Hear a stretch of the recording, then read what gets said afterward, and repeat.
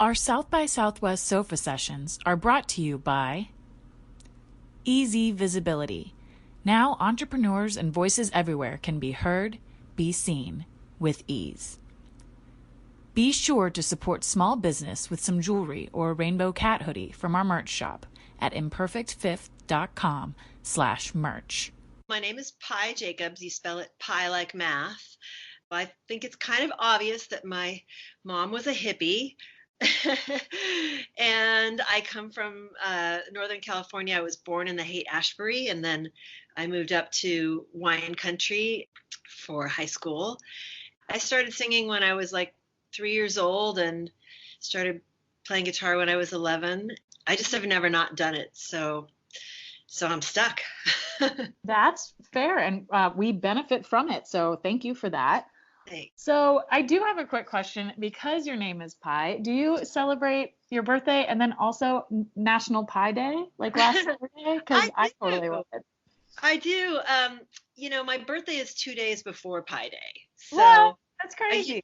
Yeah, I know. My birthday's 3/12. So every year I have a show, and it's gotten sillier and weirder over the years. Like now we do free pizza, and it's really fun. Unfortunately, and so sadly this year we had to cancel, of course, but Pi Day will be back. Was there an exact memory at all, or a defining moment where you were like, I'm going to pursue this as part of my career, and like, this is going to be what I do?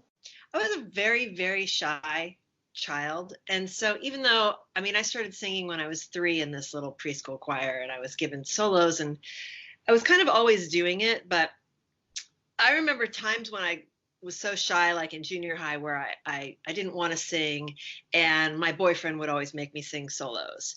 And then in high school, I didn't want to join choir, but my guidance counselor made me do it. And so a lot of people sort of pushed me through those times when I was really introverted.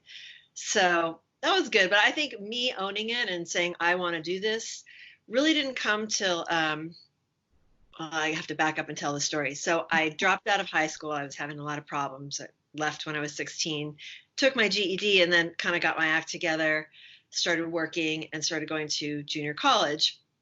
And, I thought I was going to be like a communications major, but I took every music class, and then I kept taking more. And I sort of looked up at the end of a couple of years and was like, oh, I guess I'm a music major. And I think that's when I was like, well, maybe you ought to take yourself seriously and finish this, especially since I didn't finish high school. It was really important to me to finish college. So I did. That's awesome. And it's led you to such a great place where you're having amazing parties and entertaining the masses. So, hey, we'll take that. Yeah. I really love what I do. And it's really present for me that in this time, like when we can't be doing live shows, I just really feel that. And I guess I'm lucky that I love what I do, but it's kind of crazy. Well, and that's the thing too, is you really have been reaching out and connecting with your audience and with your community amidst all of this. On top of you online trying to keep morale up and everything, what's been your favorite, I guess, self-quarantine activity? 2 things really. One is when it's not like this, I travel a lot and I tour a lot.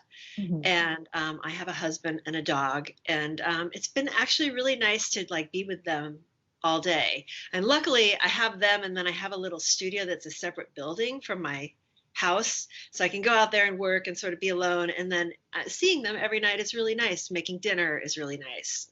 Cuddling on the couch. Just the simple things. But it's good in this time for all the touring musicians who did have things booked to just, I know it feels like all that work was wasted, but also just to be able to drop everything and be where you are, it must be such a good and calming feeling during all of this.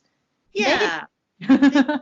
Supportive to me. Of course, I've been really sad to be canceling shows. I had to cancel about 4 shows yesterday, and I was writing my emails and stuff, and I said, I don't think I've canceled a show in 30 years, including when I've like times when I was so sick I was running off the stage to go puke. I just don't cancel shows, so it's a really strange feeling. So I'm doing what I can to stay myself, and still be in a community of people. While everyone else is pillaging paper products, What one item would you buy the store out of if you were given the chance? Well, maybe it's not practical, but it certainly wouldn't be toilet paper. Right? What do I buy? I don't know. Wine and chocolate? Can I get two? Yes. Yes, just cases and cases. You can have two. Absolutely. Do you have any books or movies you've been going back to during this time, or have you really been in creation mode? You know, um, we've been watching a show called Hintified, which is a cool. It's a it's fiction, but it's set in East Los Angeles, and it's about a Latino family with this one son who wants to be a fancy chef. And it's cute, and we both like cooking, so I'm rearranging my whole studio, cleaning things. I don't usually do that, so. But you know what's trippy? Like, one of my best friends is a filmmaker. She went to a conference in Finland, or a festival, and she's stuck there now. They've closed the borders. She literally is like, okay, well, I guess I'm in Finland for a while. Isn't that crazy? Like, it would be so crazy for me to be trapped somewhere. Like, it's already bad enough being at home with my savings, like Right. leaving while I eat and stuff, but being somewhere else entirely, that's nuts. Well, I think we're all just going to find different ways of being communal and helping each other. I mean, I feel like I've seen a lot of really generous things going on, including like my label just did a thing where from now until June 1st, if you buy an album from them, all of the proceeds go to the artist, which that's extremely generous. Yeah, Traviana Records, I love them. They're just really good people. You know, I've been signed 3 times. This is the 3rd time, and the first 2 were horrible. All the nightmare stories you hear about labels and stuff, all that stuff happened to me. And so when I found these guys, I was kind of like, I'm never going to be signed again. And I found them, and